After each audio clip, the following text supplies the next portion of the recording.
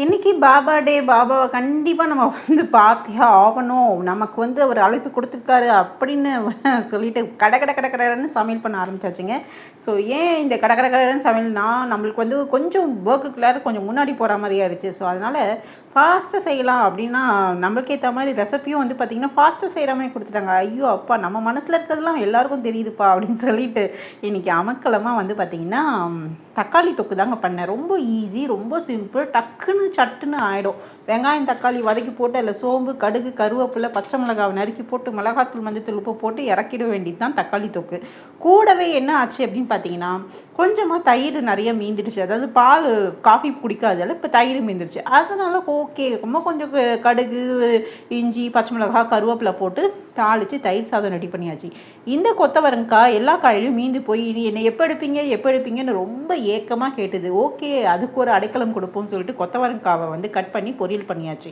அடுத்தது இதுக்கு மேட்சிங்காக என்ன இருக்கும், எங்கள் வீட்டுக்காருக்கு வேறு பார்த்திங்கன்னா கொத்தவரங்காய் பிடிக்காது. ஸோ பொட்டேட்டோ இருக்கவே இருக்குது, நறுக்கி போட்டு மிளகாத்தூள், மஞ்சத்தூள் போட்டு சும்மா சருன்னு ஒரு பொரியல் பண்ணிடுவோம்னு சொல்லிட்டு அதையும் பண்ணியாச்சுங்க. அவ்வளோதாங்க. பாருங்கள், தயிர் தாளித்து வச்சாச்சு, சாதமும் ரெடி ஆகிடுச்சு. போட்டு கிளறி ஒரு மிக்சிங் போட்டு செமையாக எம்மியாக பார்த்திங்கன்னா ஹாட்ஸன் கர்ட் தயிரை விட எங்கள் வீட்டு தயிர் ரொம்ப எம்மியாக இருக்குங்க. ஏன்னா காரணம் பார்த்திங்கன்னா நம்ம மாட்டுப்பால் வாங்குகிறோம் இல்லைங்களா. ஸோ அந்த தயிர் நல்லா கெட்டியாக, நல்லா டேஸ்டியாக, நல்லா க்ரீமியாக சூப்பராக இருக்குங்க. ஸோ பாருங்கள், பொட்டேட்டோ ஃப்ரை என்ன அம்மா மினுறான் தளன்னு, என்ன அவனை நிறைய சாப்பிட்டா தான் உடம்புக்கு ஆக மாட்டேங்குது. அது ஒரு காரணத்துக்காக நம்ம அவனை கொஞ்சம் லைட்டாக ஒதுக்கி தான் வச்சுருக்கோம். தக்காளி சாதம் ரெடி ஆகிடுச்சு, தயிர் சாதம் ரெடி ஆகிடுச்சு. காலையில் என்ன பிரேக்ஃபாஸ்ட் அப்படின்னு பார்த்தீங்கன்னா உப்புமா பத்துமா அப்படின்ற மாதிரி தான் இருந்தது.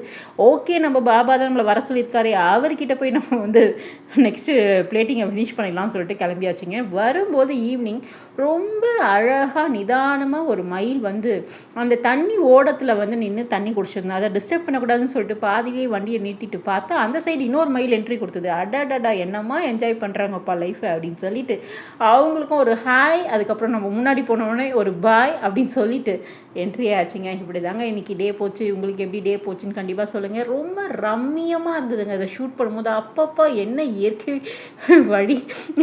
வழியுது அப்படின்ற மாதிரி தான் இருந்தது. ஆனாங்க நாங்கள் வரும்பொழுது பீகாக் நிறைய இருந்தது. இப்போது வந்ததுக்கப்புறம் பார்த்திங்கன்னா பீகாக்கோட நடமாட்டமே கம்மியாயிடுச்சு. ஓகே, அவங்க இடத்துக்கு நம்ம போனால் அவங்க என்ன பண்ணுவாங்க, நெக்ஸ்ட் வீடியோவில் பார்க்கலாங்க.